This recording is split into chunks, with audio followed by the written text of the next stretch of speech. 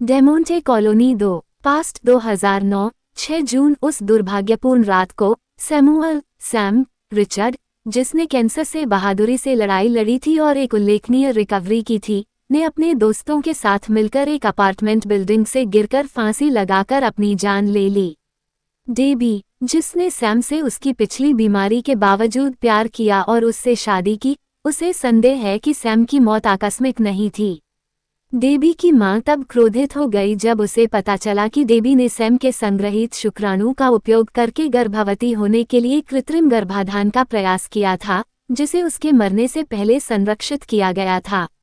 Past 2015 6 जून। Sam के निधन के 6 साल बाद डेबी चेन्नई में अपना रेस्तरां खोलने जा रही है, जब वह एक ज्योतिषी की आत्महत्या देखती है और श्रीनी से टकराती है। वह सैम की उपस्थिति को महसूस करती है और इसलिए सैम की मृत्यु की 6ठी वर्षगांठ पर उसकी आत्मा के साथ फिर से संवाद करने का प्रयास करने के लिए एक दाऊशी से मिलती है। हैदराबाद में रघुनाथन के दिवंगत पिता की वसीयत का खुलासा होता है, जिसमें 2500 करोड़ की उनकी विशाल संपत्ति का उल्लेख है। श्रीनी रघुनाथन के बिछड़े हुए जुड़वां भाई को आश्चर्यजनक रूप से 70% हिस्सा विरासत में मिलता है, जबकि रघुनाथन को 25% और ऐश्वर्या, उनकी सौतेली बहन को मात्र 5% मिलता है। ऐश्वर्या और रघुनाथन विरासत में अपना सही हिस्सा पाने के लिए अदालत में वसीयत को चुनौती देने का फैसला करते हैं। इस क्षेत्र में पहुंचकर डेबी की आत्मा सैम को देखती है, जो फंसा हुआ दिखाई देता है, और वह पागलों की तरह मदद लिखती है। साथ ही एक आश्चर्यजनक मोड़ में श्रीनी, जो फ्लैट से गिरकर मर गया था, जाग जाता है। डेबी कागज पर लिखती है, ये फिर से होगा, श्रीनी के चेहरे की एक भयानक दोहरी छवि के साथ, जो 2 घटनाओं के बीच एक अशुभ संबंध का संकेत देता है। वर्तमान 2021 6 जून। 6 साल बाद दाऊशी ने डेबी को महाकाल महायान पूजा करने की सलाह दी, जबकि श्रीनिवासन वनस्पति अवस्था में जीवन रक्षक प्रणाली के तहत डेबी के ससुर डॉक्टर रिचर्ड द्वारा इलाज किया जा रहा है। रघु उनके पक्ष में एक अदालती आदेश प्राप्त करता है, जो श्रीनिवासन की निष्क्रिय इच्छा मृत्यु की अनुमति देता है, जिससे रघु को विरासत का 70% हिस्सा खुद के लिए हड़पने में सक्षम हो जाएगा। जब रघु और उसके साथी श्रीन की खोज करते हैं, तो डेबी हस्तक्षेप करती है, रघु को चेतावनी देती है कि अगर वह श्रीन को नुकसान पहुंचाता है, तो वह खुद भी मर जाएगा।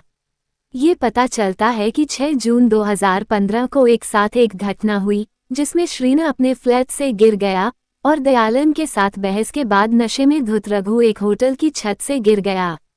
चमत्कारिक रूप से रघु बच गया और श्रीन वनस्पति अवस्था में गिर गया।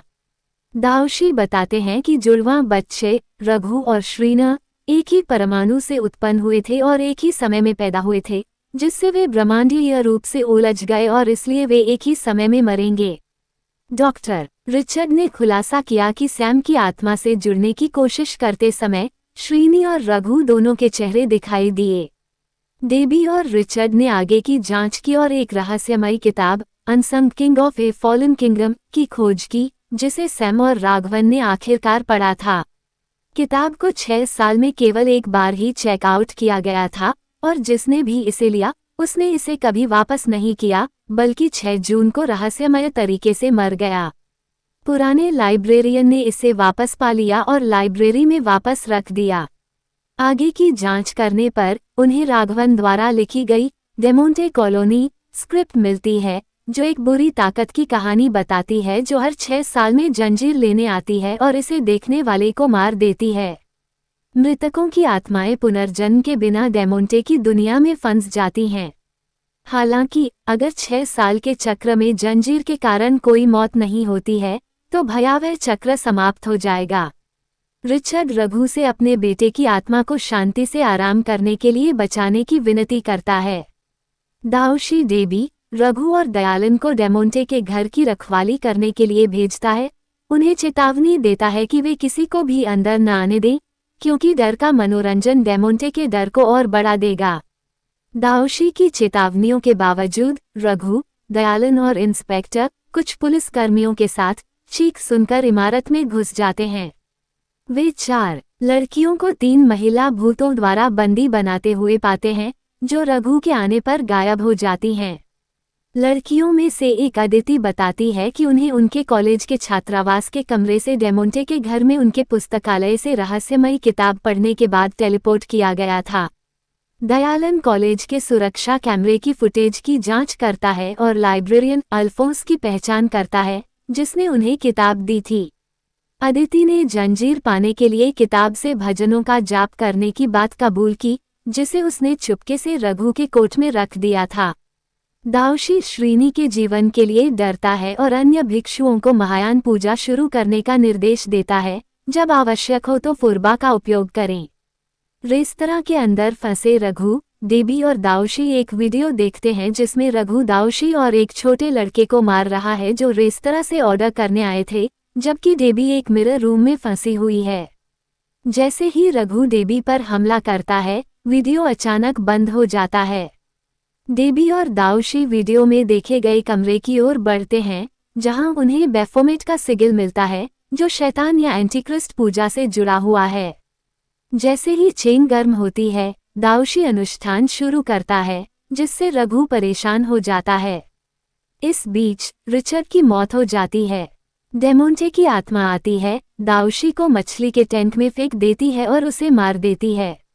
इसके बाद डेमोंटे की आत्मा दाऊशी के शरीर पर कब्जा कर लेती है और डेबी को मारने की कोशिश करती है। रघु खिड़की तोड़ता है लेकिन फिर भी उन्हें फंसा हुआ पाता है।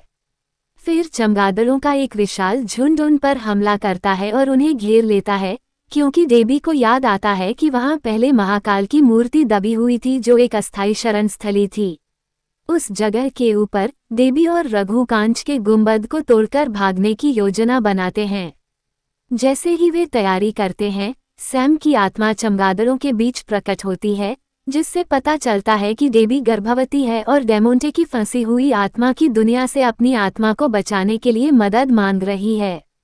हालांकि रघु हस्तक्षेप करता है, यह महसूस करते हुए कि यह डेमोंटे की आत्मा है।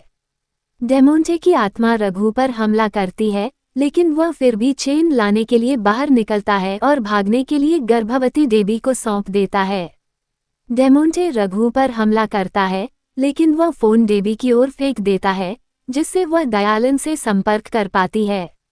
इस बीच डेमोंटे की आत्मा श्रीनी पर कब्जा कर लेती है, जिससे अनुष्ठान बाधित होता है और बलि शुरू हो जाती है, जिससे दाऊशी जल जाती है।